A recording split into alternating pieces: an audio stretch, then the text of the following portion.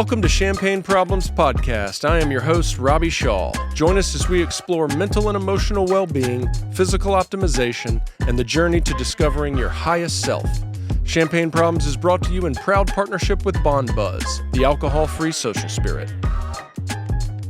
Bond Buzz is an award-winning alcohol-free functional beverage company creating adult drinks that are health-forward, all-natural, and uncompromising. They're on a mission to create a future where feeling good and getting buzzed exist in absolute harmony and not at the expense of your health. Their bold concoctions offer focus and energy while calming the nervous system for a night on the town or a productive afternoon. Bond Buzz uses only natural ingredients and a hyper-functional blend of nootropics, adaptogens, and functional mushrooms to amplify the sensory experience. If you're looking for a drink to help you cool off after work or a drink to stimulate your mind and body without the harmful, icky hangovers, drink Bond Buzz for good days only.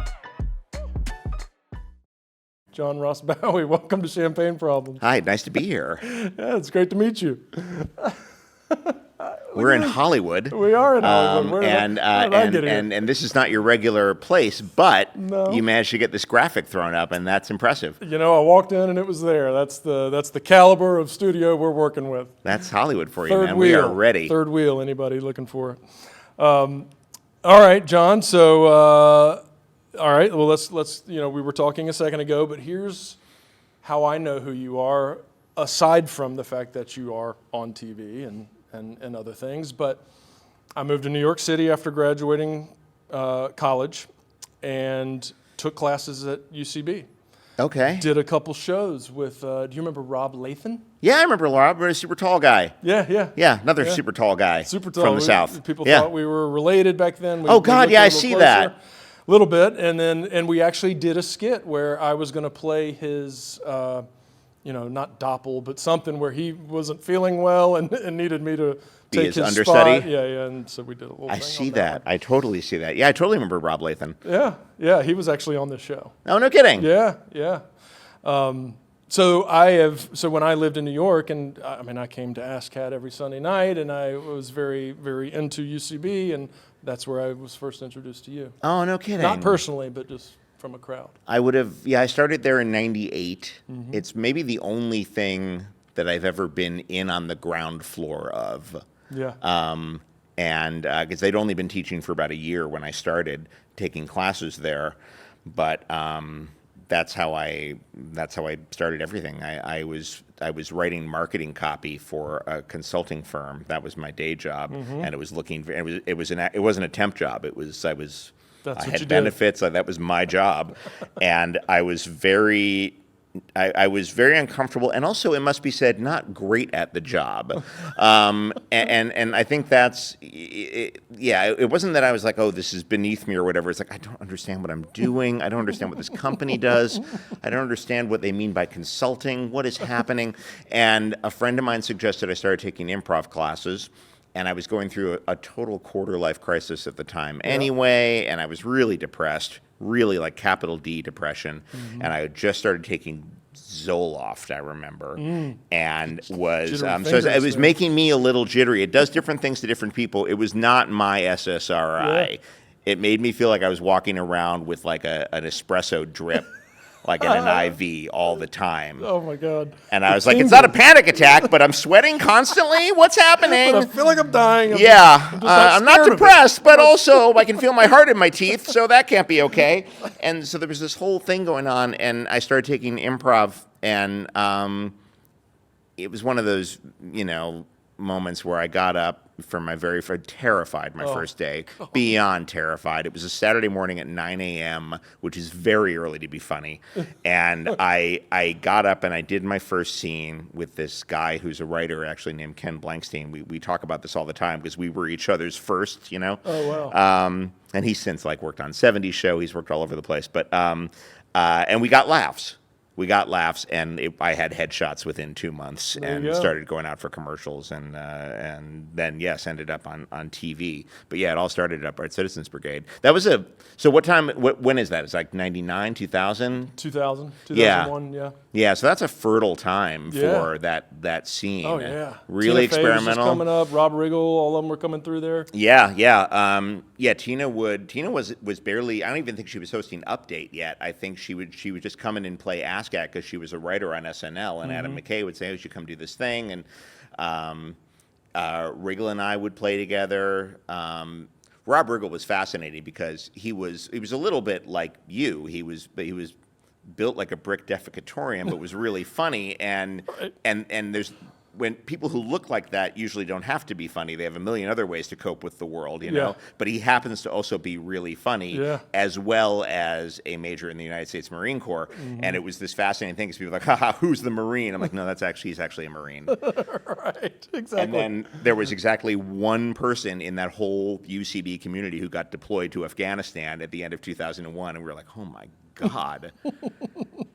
Oh my God. Yeah. It was very scary for a while there, but it was fun because nobody had smartphones yet. So if you made a horrible mistake on stage, it was just between you and the audience. One-time deal. It went up and it died. You know, nobody recorded anything, and we all made some horrible, horrible choices in that time. And I kind of feel like we're all living under mutually assured destruction. Like, if you talk about that scene, I will talk about that scene. That's right. And nobody wants that. That's right. So that was a 20-minute answer to, like, not even a question. No, it's fine. We're just going to riff here. I know that's what you're good at. Well, so I have a thing where I do rapid-fire questions, and I have to do them with you because I know you're quick, because it's going to be fun. And you do it in the front of the podcast, Typically. which I think is cool. Sometimes podcasts do like, we're going to do our lightning round at the end. But I feel if you do it in the beginning, you're going to spark all sorts of That's the interesting. idea. Yeah. What was your first live music concert and where? I'm so glad you asked because I have it's almost comically Gen X what my first concert. I grew up in New York City. Yes. Hell's Kitchen. Yep. Even better. So if I wanted to see a band, they would come to me. Right. And it wasn't a question like, I got to get Sully's older brother to drive me into Boston. You know, it was nothing like that. I had the world at my fingertips. My first concert, June 1984, Radio City Music Hall, The Go-Go's with special guest In Excess. That's lovely. That's a good one, right? That is so lovely. It's a good one. You want to know my first concert? What? In Excess. No way! Swear to God. And you're a little bit younger than me, so they would have been headlining. Do you remember who opened for them? Ziggy Marley. Oh, interesting. Oh, that's a fun night. It was a great night. That's a fun night. Yeah. Yeah, they didn't have monster hits yet. They had like Don't Change and Original Sin, but they hadn't, they didn't have What You Need or any of like the real monster, Devil Inside, those monster hits. But they were, which they did when I was when I saw them. Yeah. But and the Go-Go's were coming off of the album with Head Over Heels on it, and they broke up a little bit after that tour for a while. But it was an amazing show, and it was Radio City was literally walking distance from my house, and it was a delightful show. What a fun evening! And I remember all the tickets were the same price, but somehow we ended up way up in the nosebleeds. But Radio City, it's not the Garden, it's still a reasonable view. Yeah. That's crazy, though. That is crazy. Our first live bands both involved in Excess. That's crazy. I've asked off the podcast hundreds of people, on the podcast 70 that question. You're the first. You're the first. The first overlap, really? First, to overlap. It's a wonderful question, and I love asking people because it's either perfect, right. like Fred Armisen's first concert was The Clash. Got it. Great. I have no notes. Fine. Yeah, nailed it. My buddy Mike Falloon, who was the drummer in my punk band, his first concert was Air Supply. Now, what's going on there, man? He's like, my mom had tickets. She took me. I'm like, that's a strange choice.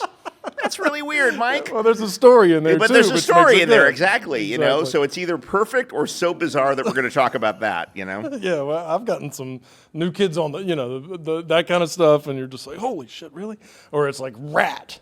That's really interesting when it's somebody who like just had a one little flicker for a moment. You know, if you saw like a one-hit wonder like Rat, like a lot of those hair metal bands had like one album that hit and then vanished. That's right. That's also really interesting. Well, so you'll love my next question then. What's your favorite smell? Off the top of my head, cinnamon. Cinnamon. That is interesting. I just like the. Is it really? I just like the smell and taste of cinnamon. It's pungent. It is pungent. I like it on. I think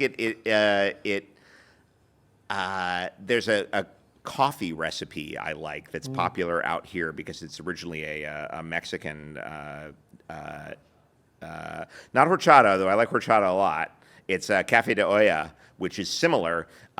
It's you take an espresso grind coffee, cinnamon, brown sugar, like the clumpy molasses brown sugar, the good and stuff. then here's the fancy twist: a little bit of orange zest. And it has this kind of like tart sweetness that is really cool. Sounds nice. So I like to put a little cinnamon in my coffee in the morning, even when I'm not doing the whole Café de Olla production.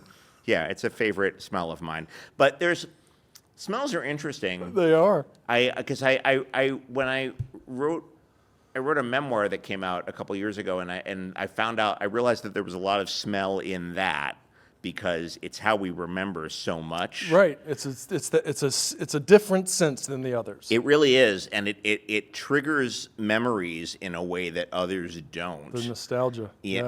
And so like I remember going out to breakfast with a friend of mine right after my dad died, and I gave my friend a hug, and my friend had just stepped out of the shower, and I was like, "Oh my God, what is that smell?" And he goes, "I showered. Irish Spring." I was like, "Irish Spring? It's my dad." And I started crying, started weeping in my friend Will's arms because he smelled like my dad, and all it was is the guy had just used Irish Spring, which was my dad's soap of choice. But yeah, that shit is really triggering. It's wild, but triggering not in a bad way. Just sets off a lot of very visceral memories. Well, when you think of memories, you think of sights and sounds, typically. I mean, I think of things I remembered hearing or things I saw. Typically what I saw, not what I smelled. But I mean, it's in there. Yeah. That is the point to where it's an interesting sense. I just don't refer to, I had a great time down in that. You remember how it smelled down there? Well, it's funny because I talk about making sure that my son is not the one texting me. He is not. Good. I talk in the book a little bit about there are two smells that are linked to early punk shows for me, but they're very 80s. And I don't know that you would find these two smells either individually or together. And it's clove cigarettes and Aquanet are this very specific cocktail that I remember smelling at like the Ritz or CB's or any of the places where I would see punk shows in the 80s in New York.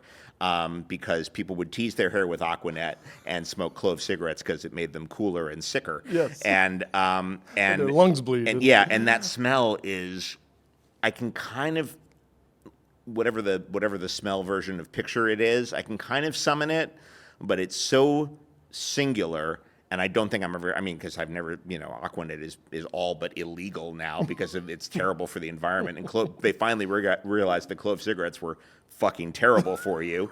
So I should have asked earlier if I can curse. Can I curse? I can curse, right? You don't ask him. Okay. Can I curse? Absolutely, you can. Okay. No, we cuss on all our shows. Okay. Cuss. I'm sorry. You're from the South. I Curse. apologize. You cuss. Curse. Okay, Cuss. fair enough. Swear. What's your least favorite smell? Tar. Repaving sidewalks. Yeah. That really chokes me That's up. a pungent one as well. Yeah. It really. I don't remember why I remember being stuck near that smell as a kid at New York City. Yeah, I mean, it could have been Maybe that's anything, but I feel like they were repaving my street and it just smelled like that for a week, and I was like, oh, this is terrible. Tar. I'm sure it's a reason I didn't go to a better college. Sure. Just them repaving the sidewalk in front of my house for a week. Makes sense. If you had to change your name, what would you change it to? Oh, that's an interesting one. I like the name John, but it's so common in my generation. If you had to. If I had to, right. I understand that. Well, it's funny because they're not making Johns anymore. Like, my kids don't go to school with any Johns. No, I don't know many. My kids don't go to school with a single John. there's 18 Stellas. And Bellas. And all sorts of variants thereof. And there's a lot of names that don't come around anymore. Yeah, I don't know. My father was really interested in indigenous history, and according to my mother, he put Geronimo on a list for me, which we could have shortened to Jerry, and then it would have been a story. I'd be like, Jerry Bowie. Oh, you know what his full name is, right? This is fucking nuts. His dad was a drunk history buff. You should hear this. So maybe Geronimo, although, I mean, now I'd be accused of cultural appropriation, and I respect that. I don't want to do that.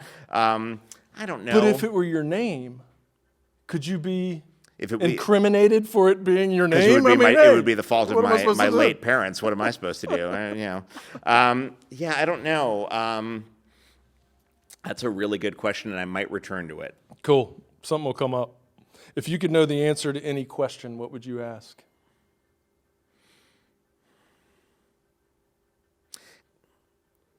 Can someone explain? I'd like to have the theory of relativity really explained to me. I was watching Oppenheimer the other day, and I was like, I know Einstein's important. And I have played a string theorist. Our engineer recognized me from playing a string theorist, and I know precious little about physics. So I would love to have the theory of relativity. What is the theory of relativity, and can you explain it to me like I'm a 5-year-old? I'd love that. I'd love to know more about physics. Huh. I bet somebody could answer that. Oh, I'm sure. There were moments when I was working on Big Bang Theory where our science advisor, the great David Salzberg, who I will shout out given any opportunity, he would I would have to go to him, and I'd say, I understand this is a joke, but I don't understand the reference that is holding it up.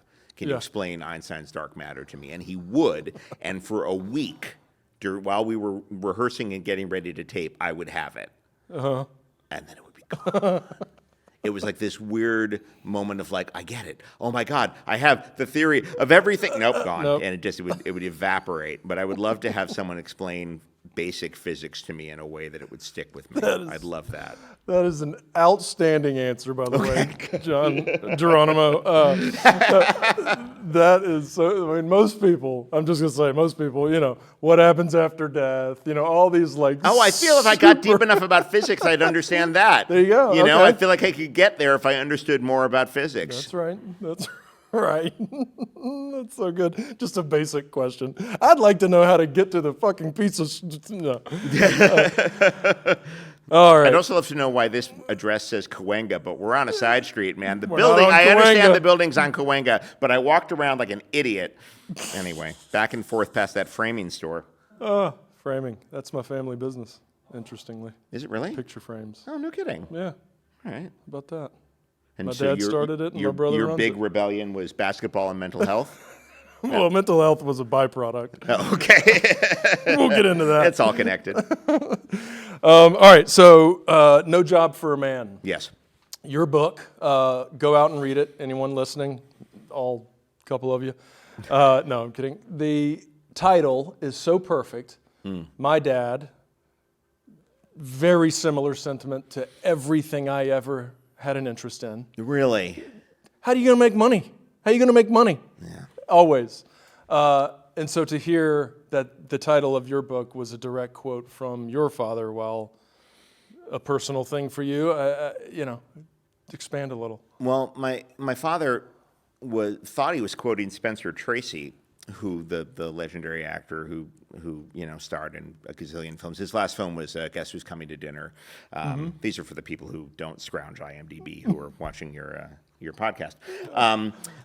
Who he claimed, remember what Spencer Tracy said? It's no job for a man. And I was like, okay, Spencer Tracy, who died doing the job. All right, that's something. So it came from a place, I really do believe this, it came from a place of my father being very concerned about my well-being, both financial and otherwise. Sure. Because when you grow up in the West 40s in New York, you meet a lot of actors, and they're not the famous ones. You meet the ones who are struggling, the ones who are still waiting tables, the ones who have an MFA, but don't necessarily have the jobs to pay off that MFA. Right. It's you don't meet people who are necessarily crushing the business. You meet the people who are really having a tough time and living off audition to audition. Which is the majority of them. Which is the majority of them. The union has something like an 88, 90% unemployment rate. So his concern was founded in something, and it was my concern too. I put it off until I lost my mind in my late 20s and thought to myself, well, I suck at everything else. I should at least try acting. What if I'm good at that? And I was very fortunate in that I started booking commercials within a year of getting headshots, which I recognize is unusual. I booked a pilot right after I moved to Los Angeles, which I also recognize is unusual. It's been a very, very fortunate career, but my dad was really concerned and also, let it be said, a little jealous. And I say that because he eventually told me that, which could not have been an easy thing for the man to, it upset me very much, but it had to be a very hard thing for him to confess. Yeah. You're not supposed to be jealous of your kids. Right, You supposed to be happy you should for 'em. want them to do better than you. But I think he had aspirations to do something. He was the reason I do this is because my dad let me stay up late and watch sitcoms and, made me stay up late and watch old movies on Channel 5 in New York, and took me to movies and took me to old movies in the revival houses that we had in Manhattan. Oh, wow. But he was very much, entertainment was a thing to be consumed and not participated in. And I think he was the child of sturdy Scottish immigrants with a fierce Protestant work ethic, and I think there was a part of him that viewed it as frivolous. Mm-hmm. And I think he wrestled with that because he was a really funny guy, and he didn't quite have the words, but he would point things out in a performance, like watch what Jimmy Cagney does in this moment, or watch how Katharine Hepburn reacts to that and things like that. And he couldn't quite, talk about, active listening or, the intention or the motivation behind this move or whatever. But he would notice these little moments and point them out to me. And then I just took that and ran with it. But the cruel, and this is a bit of a spoiler, the cruelest irony is that it wasn't a Spencer Tracy line. It was something that Clark Gable's father said to him, apparently. And my dad, who I don't think ever, he died without an email address in 2007. He lived like 15 years into the commercial internet and never used it. So he was never able to double check this thing. Was that actually Spencer Tracy or am I full of shit? It was a Clark Gable line, apparently. But ignorance is bliss. Yeah. Once I had that title, though, the title actually came first, which is not usually the way I write. I usually start writing and see if a title emerges. But so many of the things were about my dad and the jobs I've had that I was like, oh, no job for a man. That's it. And then then the rest of the book just locked into shape. That's cool. It was exciting. It was a roadmap of like anything here that doesn't have to do with jobs or my dad is probably superfluous. Even if it's funny and interesting, we should probably lose it. Because the big thing here is how am I going to make a living and how is my dad going to deal with that? Right. So did your dad want you to go into the framing business? So that seems too pat. No, and I was getting ready to respond to that, just in the sense of relating what you have come to figure out on the kind of reasoning why your dad would say something like that to you, whereas I haven't reached that point yet, but you just got me a little further. Oh, did we have a breakthrough? I had a little breakthrough. Okay, well, that's our time. That'll be $200. Thank you. Because, why? Why did you say that to me? Right, Why did you feel that way? Well, you figured out the why, and I still really haven't, and I could, my emotional reaction is different than probably what it was, Sure. As far as what I've kind of figured out. My thing is, he wanted me to be a certain thing so he could be proud of, and that was what he had in his head early on, probably from the day before I was born. and I didn't match up to that expectation. Therefore, there was just disapproval around it. But you were a professional basketball player for a while, and I would think that would be a pretty awesome thing for a dad. He was happy about that. Okay. Yeah, he was proud. That was fairly short-lived. Okay. So it was nice for a little bit. I got good at basketball probably my junior year in high school. Senior year was really good. Played JV at University of North Carolina. Freshman year, sophomore year. Sophomore year, I developed a very heavy depression, addiction, all my stuff. And so basketball just went to the side because of all that. But my interest always early on was music.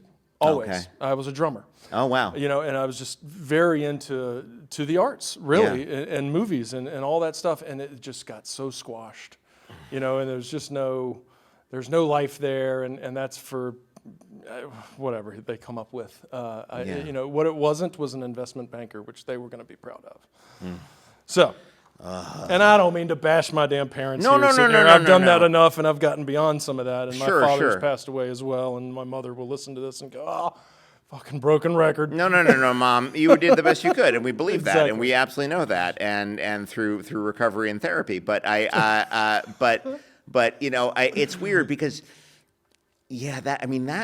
that's what people usually think was going on in my house. Was this sense of like, I'm not interested, I don't care, the arts are not for us at all.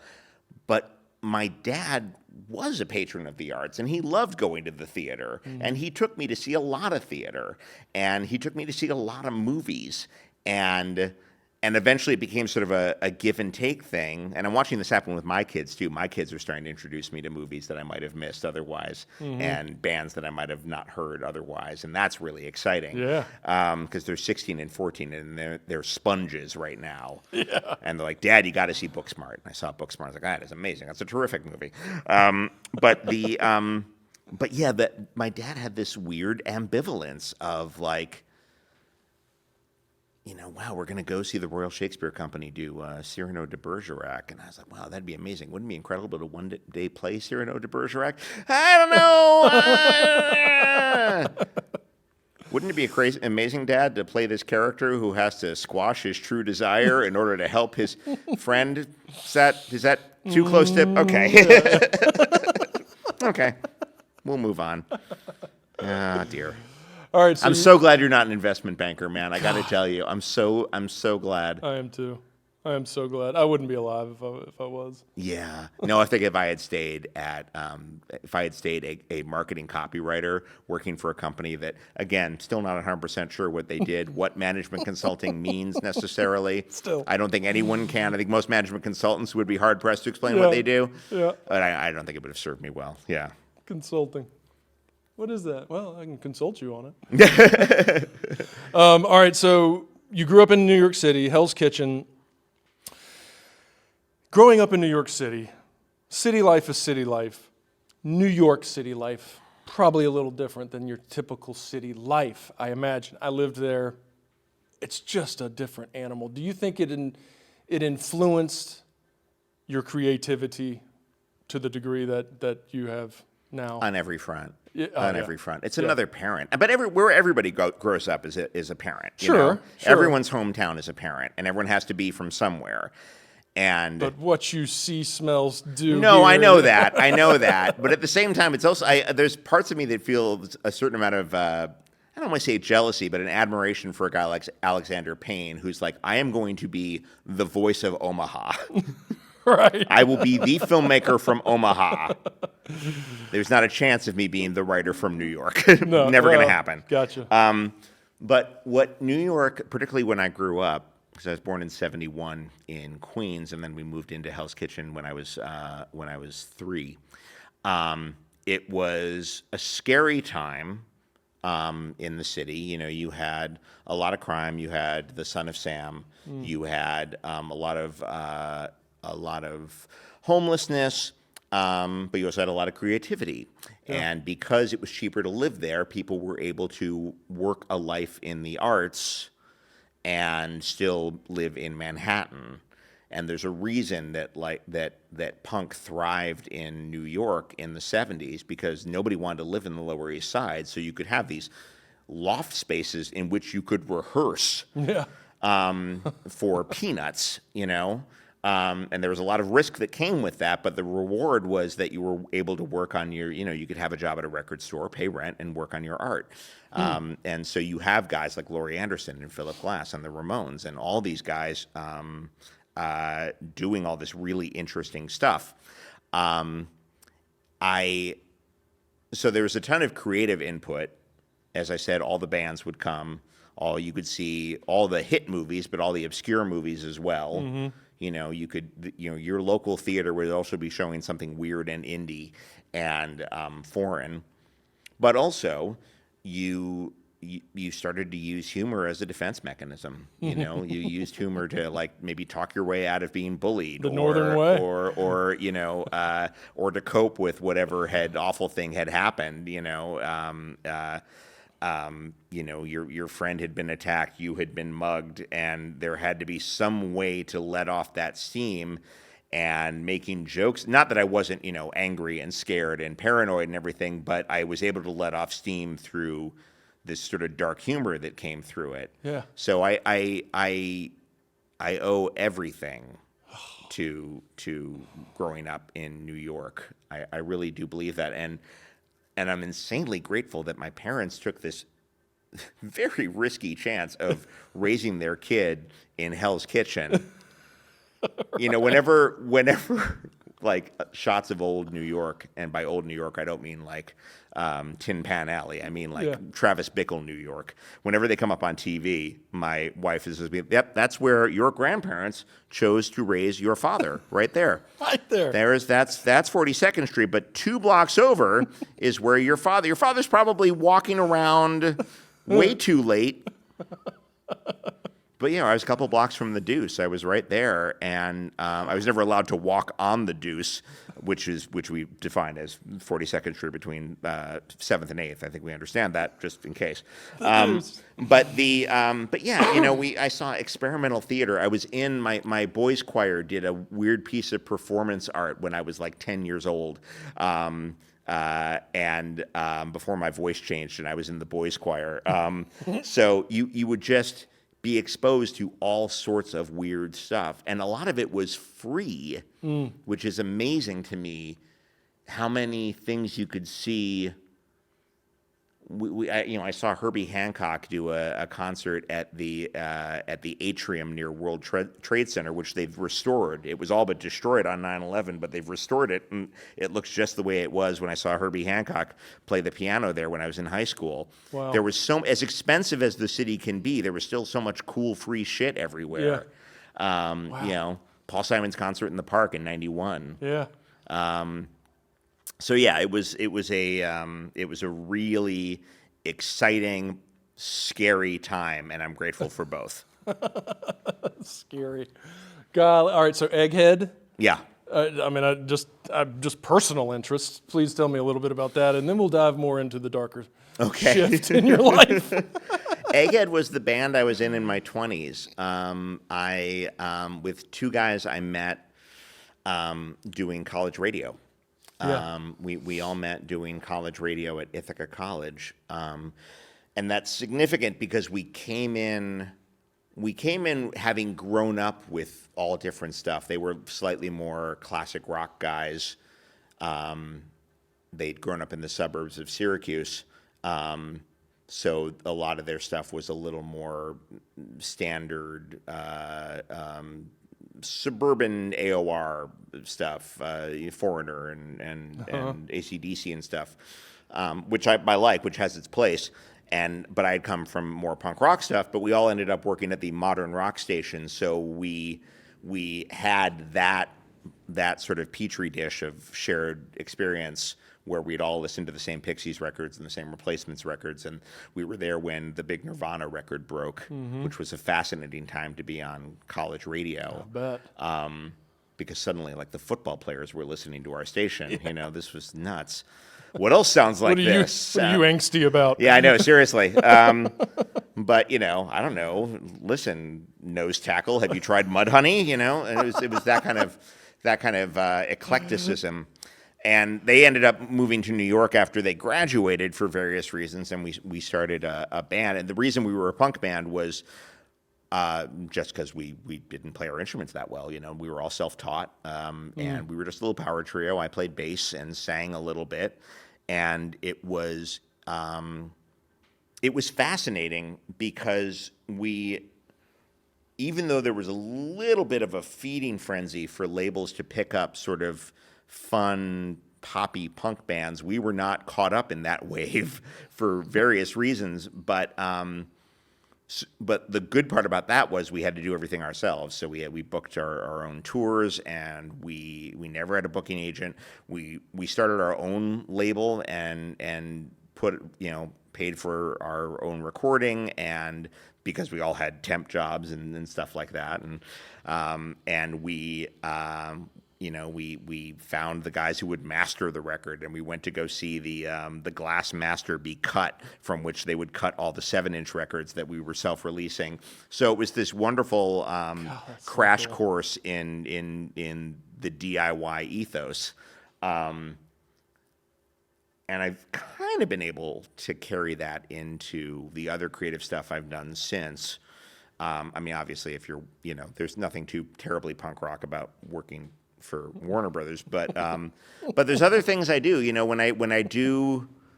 When I do theater, and I know it's a small little black box, and I know we're on a budget. They're like, could you bring in your own clothes for wardrobe? Absolutely, absolutely. Do you need me to? Because we can move this set piece too, and it might be easier. That way, we won't have to do a blackout if I just take the chair with me. Being in a punk rock band will knock the diva out of you real quick, real fucking quick. You carry your own crate bass amplifier. Right. There's not a lot of rock star shenanigans you're going to get into. And I'd like to think I'm easier to work with because I was like, so how are we playing this squat? How are we doing this squat? Like, okay, well, we're going to bring cables out to the lamppost. And if we break into the bottom of the lamppost, we can get all the electricity and bring it into the venue. I'm like, the venue? Are we calling it a venue? Are we calling it a venue? Yeah. We don't have a roadie. Nobody gets to watch the van. You understand that, right? It's just a bunch of trees. Yeah, trees. Bless your heart. It was South Philly, but but it was this incredible crash course in being creative without relying on anybody else, And sure enough, when I'd been at the acting thing for about a year, and I still didn't have a legitimate agent, I was like, okay, well, it's time to write my own show, and it's time to do a one-man show about being in a band and what I learned about being in a band, and that's the show that got me my manager. And anytime I'm in a career lull, I'm like, how do I punk my way out of this? What can I be doing right now that can change my circumstances? Which also is a tenet of the Serenity Prayer. Sure. What's the wisdom to know the difference? How can I affect change in my life right now? Yeah. What's the modern version of me recording my own 7-inch and releasing it? Yeah. And sometimes it's just writing a play. Sometimes I'm finally writing a TV pilot for the first time in years, just to get the experience down and to see if I can turn it into a writing sample.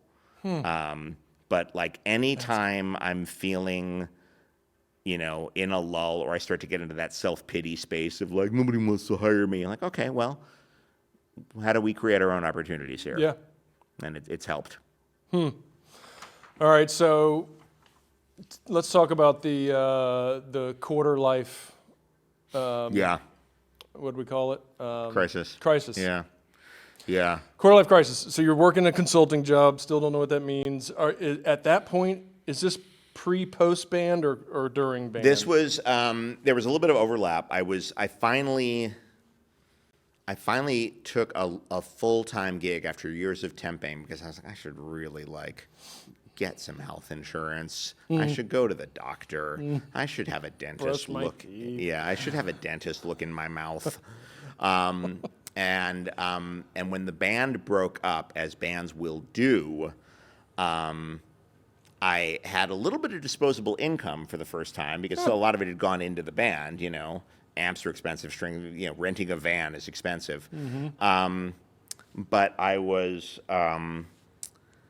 but there came a point where I was like, okay, so I guess my job is my job. This is what I do. So I tried to really put myself into it, and really tried to like take pride in it. And I remember like wandering around, like, is there anything anybody needs done? Does anyone need any copy written that I could try to help out with? And I'm like, yeah, we want to make sure that utility companies know that we have a consulting branch that just deals with the utility industry.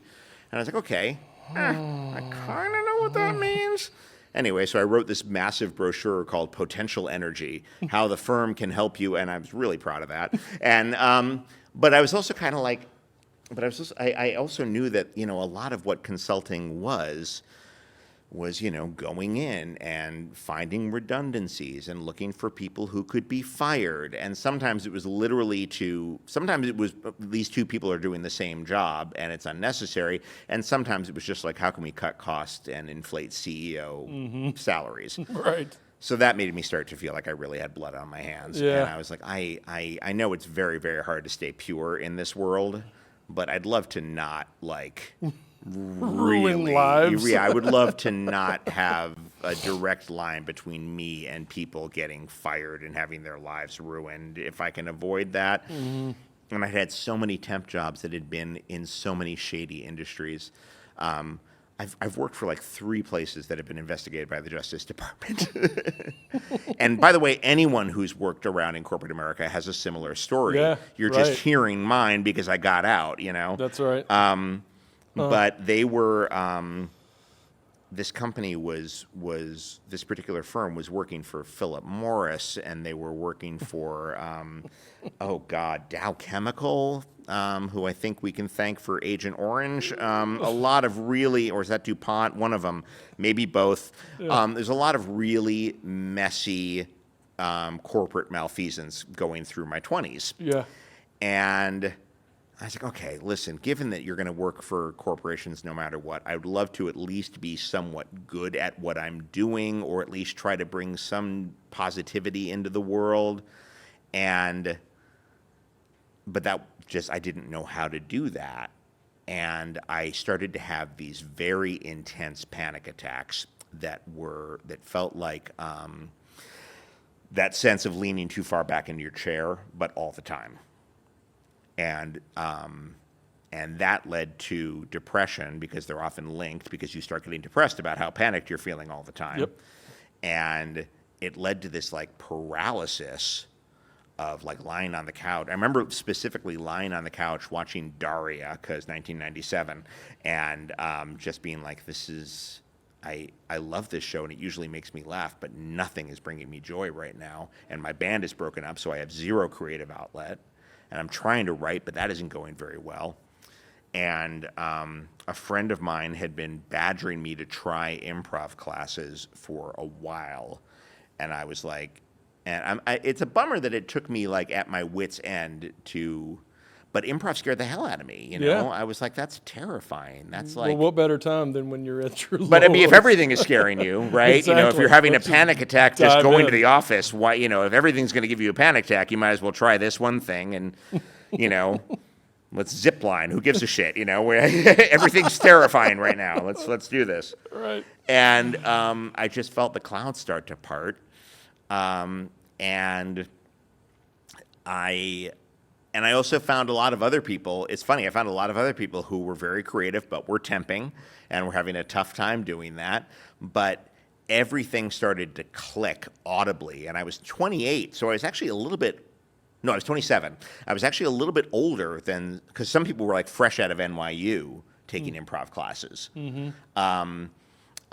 So I was in the upper, at the ripe old age of 27, I was on the older sphere, but that was okay because I had been in the workforce, and I was oddly enough, I was really good at office scenes. Like if you set up a Right. scene in an office, I was like, I got specifics to burn over here, buddy. It's kind of like Riggle being a militant. Exactly. When Riggle plays a drill sergeant, you're like, oh, this seems really authentic. kills. When I play an office drone, I'm coming from a place of, what I'm saying is that the offices were my Vietnam. I'm kidding. I'm not saying that at all. I'm not saying, don't quote me. That's not what I'm saying at all. But yeah, there was a sense of like, I loved Riggle. I remember specifically being on stage with Rob Riggle one time playing his drill sergeant and being like, "Oh, this stinks in the nostrils. And God, this should not be happening. This is this looks horrible." I apologized afterwards. I don't know how I ended up here. He's like, "No, you're fine. You've seen Full Metal Jacket." I was like, "I have, but that's all I have. That's all I have."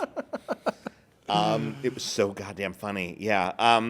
But I met all these people who found the same things funny and who watched TV and movies the same way I did. You know that feeling of when they're not just sitting there letting it wash all over them. They're like, why does this work? Yes. Why is this interesting? Yep. Why? Again, this is 1998, so like, how is Seinfeld able to, the show, not the man, how is the show able to take those three characters and smush them all together like that, Similarly, how is Pulp Fiction able to do that and play with linear time, These were people who were watching TV very critically. Yeah. And that was really, and studying it and figuring out, like, how things worked. And so that was really exciting to me as well, So I kind of felt like I'd found my tribe. And my tribe at the time was your countryman Brian Husky, who was from his band had just broken up actually, and he was in a band in that thriving Chapel Hill scene in the early '90s. So he's friends with like Superchunk and Archers of Loaf and all those guys, right? Yeah, Squirrel Nut Zippers. He was a little too cool for Squirrel Nut Zippers because they had a hit, but yeah, he was in a band called Bicycle Face, who were great, hilarious. Really, really silly band. So we had that in common, but we were on the same improv Brian teams. Husky now. Yeah. And he's been on Veep, and he's in a bunch of the Seth Rogen movies. You know him the second you saw him. He's the glasses bald. Glasses bald, exactly. Has looked the same. He's one of those guys who went bald at 25 and will now look like that until the day he dies. Right. Because that's the thing. Like, bald guys age better, or it isn't that they age better, but they look middle-aged younger than everybody else. So when they actually are middle-aged, it's not an alarming thing at all. They wear it well. Yeah, they wear it really well. I have a full head of hair and I'm aging like an apple core. Husky has been able to pull this off. Ditto Rob Corddry, who was around that time. Seth Morris. These were my guys. We were in a group called the Naked Babies, which is a terrible Google search, but it was before Google. What did we know? Dude, I remember Naked Babies. What did we know?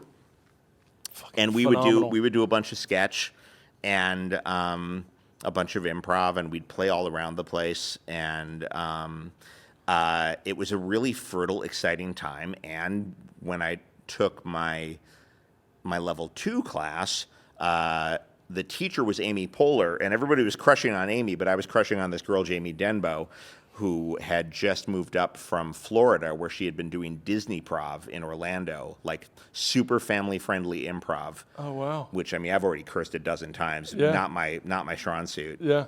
Anyway, fell madly in love with her. We're married. We have 2 kids. Oh, that's how I.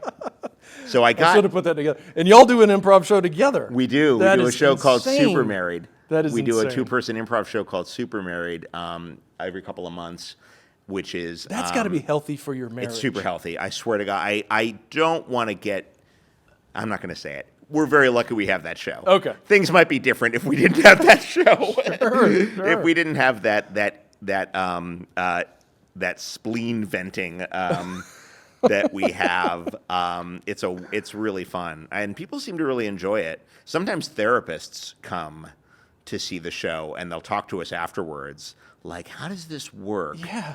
And we're like, "Well, it helps to meet in an improv class." Sure.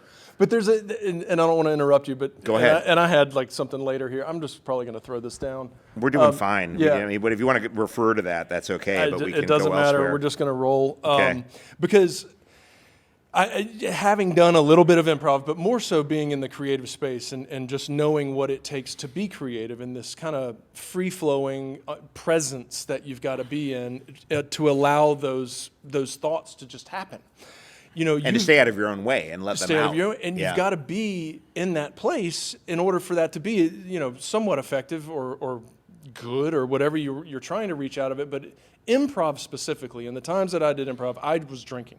And I Okay. had to drink because otherwise I was so in my head. Okay. There was no being funny because I was analyzing 20 different ways on whether it was funny before I even gave it a shot. Okay. Without just knowing that I was actually a pretty funny person. Right. So I had to drink to shut all that down. But point is, doing that with your wife, the place that you've got to be in to do that in your wife must be a very healthy place. It is. I mean, you really know somebody very well once you've improvised with them for a while. And we were friends for a couple of years before we started dating. And, we watched the other person go in and out of weird relationships and ill-advised hookups and all sorts of stuff, So we had seen each other kind of warts and all. And, when you're on the improv stage with someone, you really do have to have their back. I never did improv. I probably did improv buzzed at like a late night improv jam or something where we'd all get like tall boys and get like mildly shitty and get up there. Yeah. I never did like one of the shows that people were paying for drunk. Yeah. We would go out afterwards and just get obliterated. All of us, even the ones who no longer have a problem, who were able to just Right. curb it by themselves. Everyone just got absolutely faced. And it was, we were in our late 20s. So the next morning it's a Coke and 2 Advil and you're fine, Sure. simpler times. But, I never, and I think it was because I really did understand that we all needed to be there for each other. Yeah. And even that was able to cut through what was an increasingly problematic drinking problem. But I didn't want to let down my teammates by getting up there sloppy. Yeah. I still don't know how I was able to like get over the hump of, and I'm capable of getting in my own way and getting in my head way too much, perfectly fine. But I was able to relax enough, I guess because I'd had some early successes. I'd gotten some laughs on my first time up, and I'd gotten put on a team very early on, and I started booking commercials shortly after I started going out for commercials.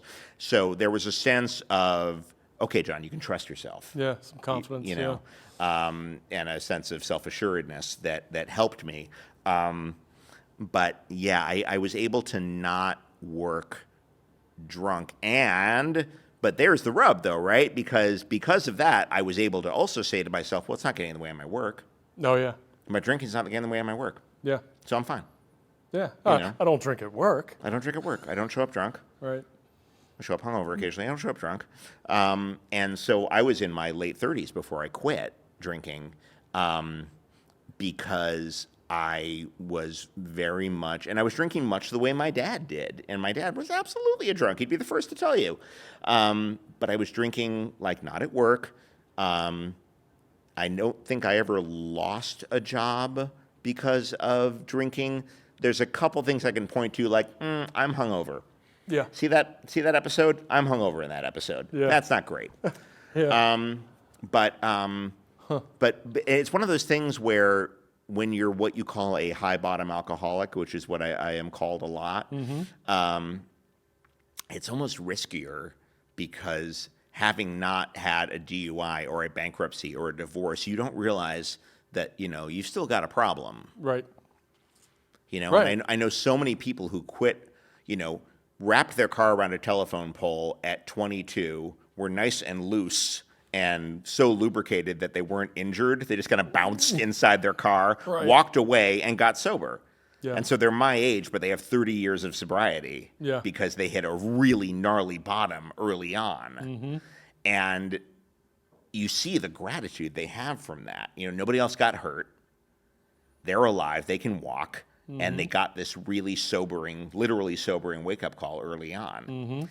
And I was just this guy who, and I listen, I absolutely should have gotten a DUI a couple of times. I absolutely Right. played with fire in LA. Good Lord. I'm very, very lucky to have not gotten a DUI.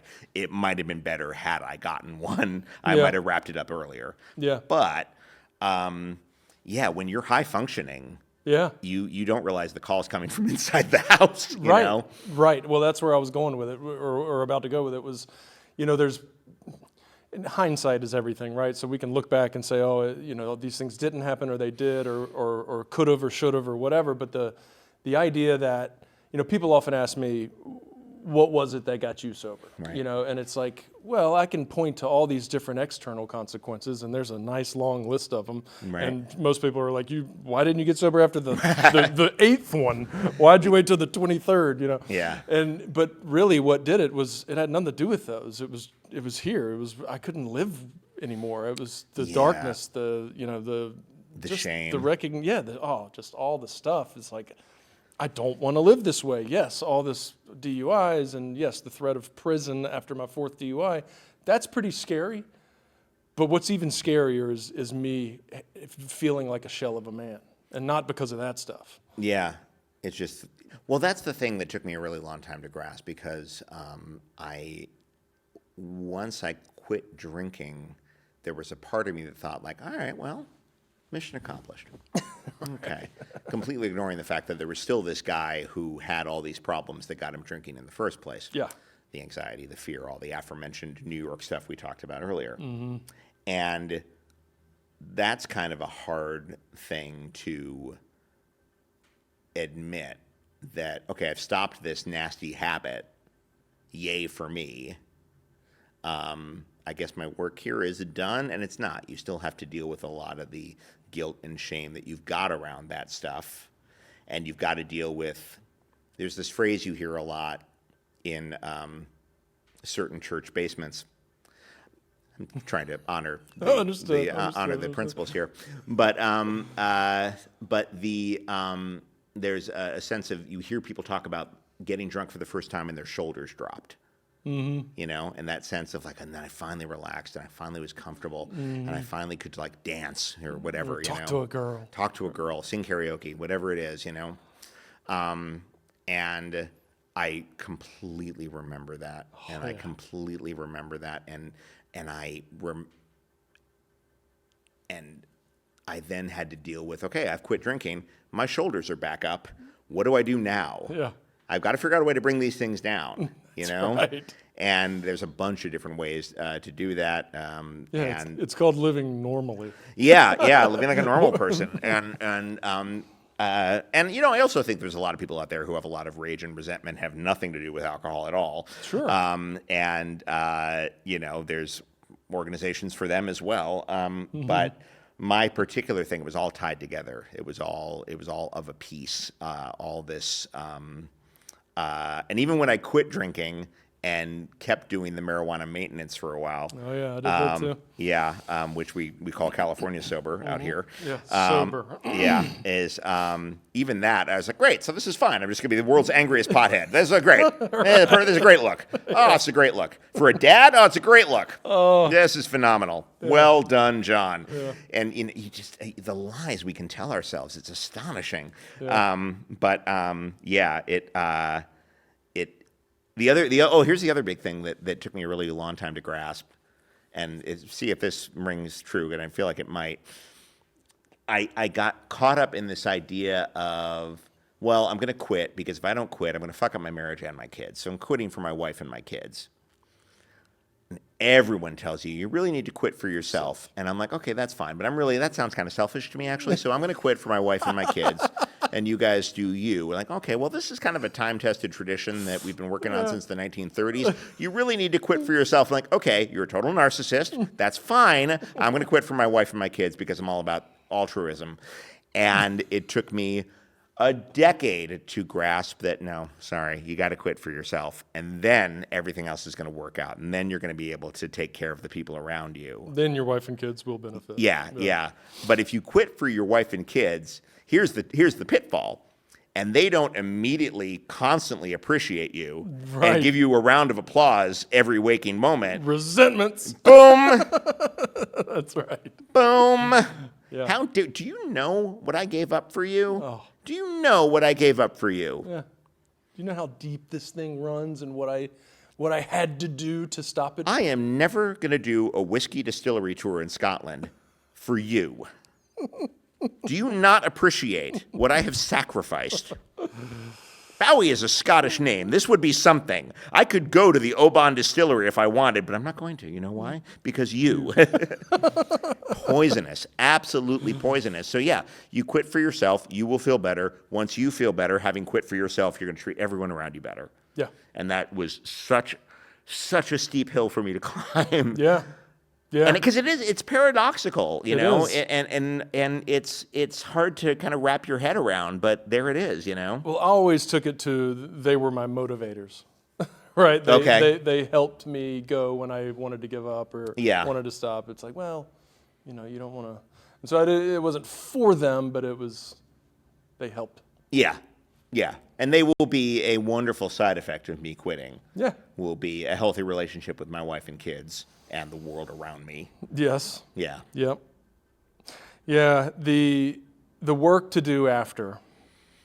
I mean, that's the work we should be doing as humans anyway. Right? I mean, even if you come from, you know, no trauma, no this, no that, and you don't have all these big things to point at, we still have to grow as we get older.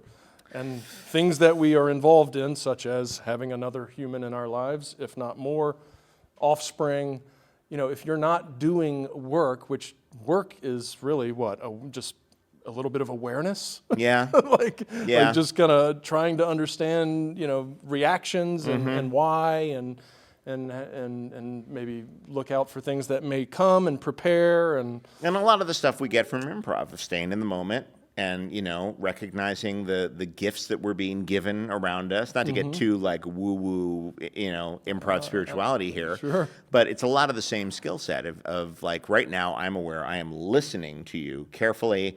I'm trying to remember to breathe and I'm going to react honestly to you. But I'm also going to try to react in the best possible way for the scene or the situation to move it forward. And it's amazing I wasn't able to connect the two for like 10 years. Yeah. But I did eventually.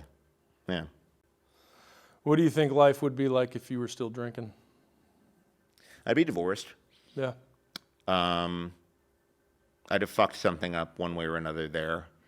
I would, and by extension of that, I would have a very different, less pleasant relationship with my kids, I think.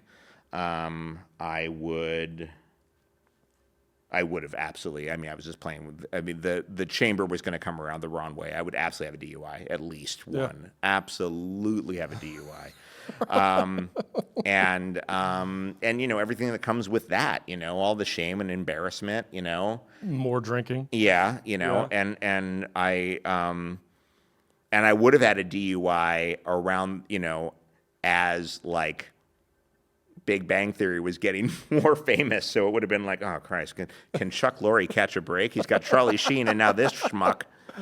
Right. You know, it would have been a real sense of squandering a lot of really good opportunities that came my way. Yeah. I think, really messing them up because it's a progressive illness, and mine was progressing. Yeah. And I was my breaks, you know, sober September or whatever, were getting shorter and shorter. And I took 3 days off of booze. I've made my point. Look, I stopped. Right. See, you know, I can do 3. See? Yeah. So it would have been. I think I'd be a real mess. I don't know that I'd be dead. You know, I don't know that I need to get that traumatic. But I'd have fucked up a lot of really, really good things. Yeah. Yeah.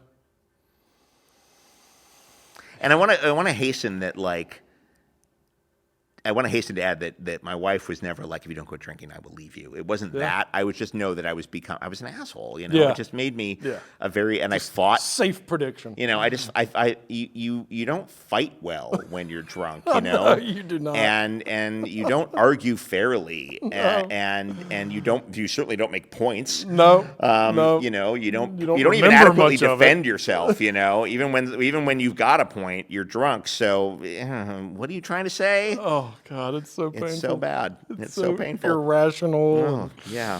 I'm just going to get louder. Maybe that'll make my point. Perhaps that will do it. You know what I should do? I should bring up our parents. That's just what the situation needs. Yeah, isn't that a win?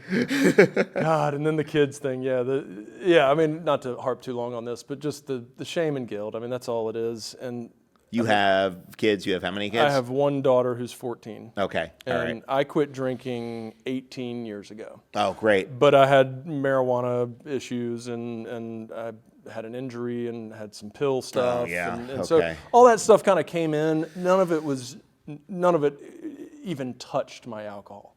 No, same. I mean, when I was addicted to alcohol and other heavier drugs were involved when I was drinking, especially in New York City. Yeah. That was dark. Yeah. Super, super dark. The stuff that happened after that never got down to that level.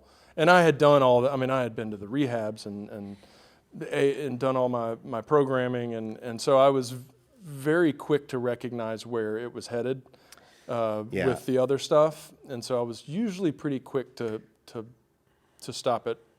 But it would come back. Yeah, and then the injury thing's hard because, the thing about Oxy is that it works, and that's a real slippery slope. Well, and the interesting about Oxy was the first time I had ever done it to an abusive level was many years after I quit drinking. So I had not done anything that gave me any kind of like high or euphoria. And so I take this pill and it makes me feel ill, I'm nauseous, I'm hot, I don't feel very good, and then I do it again after that, and then I do it again after that, and then all of a sudden there's a euphoria there. Oh, dear. And then so it's like I made myself like it. Oh, wow. And then it got really good. Dear God, yeah, that's a rough acquired taste, isn't it? Very rough. Dear me. Very ugly. Yeah, my kids don't, my son, I quit right after my daughter turned 3, right before my daughter turned 1. So they're young enough that they don't remember me drunk. Yeah. Which is good. Yeah, my daughter never which is saw me really drunk. good. And they were never in any real danger in terms of like me driving with them in the car or anything. But I still am super grateful that they never got to see me like that. And they know as they get older and as I can talk to them, and also as they're starting to go to high school parties and stuff, I'm laying it out like, okay, here's the deal. You're your own person. Call us if you need any help. Pills are no longer safe. Sorry, we had all the fun, and and you have a genetic proclivity towards a couple of things, so be careful. Okay. Yeah. You're half Scots Irish, and we have an issue there. So take care of yourself out there. And they know I go to They know I go to meetings. And I wasn't kidding anybody. I wasn't fooling a soul. Yeah. And they're Church basement. I know, what right? in the world? It's just so coy I can be. But it's great though. It's a very nice open line of communication, and I'm just super, super grateful that they never saw me messed up. Yeah. So that feels good. Yeah. Yeah. I mean, I look back at how I was raised, and it was very prominent in my home. Yeah. Was seeing a very impaired father and those kinds of things, and they absolutely contributed. I mean, just the state of the household led itself to trauma and things and pain and emotional stuff that I wanted to cover up. Well, yeah, that's the thing, is that we can look at our dads being drunk and we can say, well, I obviously don't want that. But the ancillary effect is they come home and they're unreliable and they're erratic. And my dad had a couple different channels. Yeah. My dad could come home on drunk random shuffle, and it was anybody's guess whether we were going to get sure. gospel music or Dio. It could go in a couple different directions. It's a Dio night. And so that made the household kind of unsafe and unpredictable, which is a scary thing for a kid. Kids appreciate a certain amount of routine. Yeah. And so as much as I said, I'm never going to be my dad, I was raised to not rely on people and not trust my surroundings. And that's my dad and New York, coexisting. And so there comes a point where you want to numb that and you want to try to relax and escape from that. And so as much as you don't want to be your father, you're not emulating him, but he put you in a place sort of where anxiety is a part of your life that has to be dealt with. Yeah. So you just become a version of him. Yeah. Well, back to making us feel good about ourselves. Yes, please. My daughter's the same way. She and we do the same thing. I think a good recovery, a good place to be as someone in recovery is not a don't ever. It's lay it out. Yeah. Here's what you got in you. Yeah. Here's the the probabilities, and here's all the education I can give you. And the other thing is that as much as I am concerned about the smartphone generation, you do have a smartphone. Call me if you ever feel unsafe, anytime, and I will come get you. Yeah. You know, that's the key thing. And It is, but they have to feel safe doing that. They do. Because I would have never called my parents when I was in some of the predicaments I was in. No, I know, but I think we're probably raising our kids with a deeper level of communication than we were raised, you know? Totally. For better or for worse. And I think mostly for better. And I feel like there is a genuine sense of trust and knowing that, like, look, if you find yourself, if you yourself are a little fucked up, or the people around you are really fucked up and they want to drive, you know, it's okay. The best thing to possibly do is call me. Yeah. Yeah. So hopefully that works. Yeah, we'll see. All right, John. I think we covered a lot. I think we covered a lot. Yeah. Yeah. This was great, Robbie. Thank you for having me. Yeah, well, thanks for participating. I really appreciate it. Oh, my pleasure, man. My pleasure. Great to meet you face to face. Yeah. And shout out to Jane Borden for connecting us. Excellent. Hi, Jane. I just saw Jane a couple weeks ago. It was great. Hey, Jane. She, I was going to see her out here, but she went to New York. Damn it. Crossed in the air. Oh, well. Yeah. 2 ships. All right. Well, we're done. That's how I end it. Beautiful.